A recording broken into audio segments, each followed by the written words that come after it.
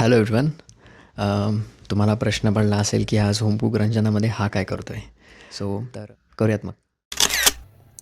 डाळ शिजवतानाच त्याच्यामध्ये लसूण आणि लाल मिरची शिजवली आहे आणि ह्या शिजवलेल्या डाळीमध्ये थोडं गरम पाणी टाकलं आहे आणि आता हे प्रॉपरली मिक्स करून थोडं अजून मी गरम करतो आहे. गॅस ऑन आहे. हे थोडं अजून थोडं शिजू द्यायचं. आता राईस आहे, हा ऑलरेडी प्री कुक्ड राईस आहे, हा आपण ह्याच्यामध्ये मिक्स करायचा.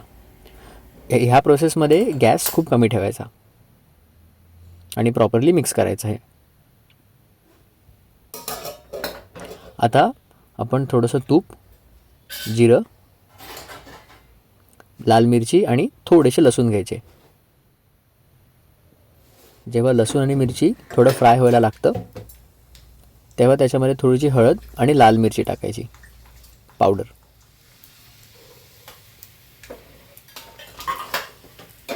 आता हा तडका आपण डाळ खिचडीमध्ये टाकायचा आणि प्रॉपरली मिक्स करायचं.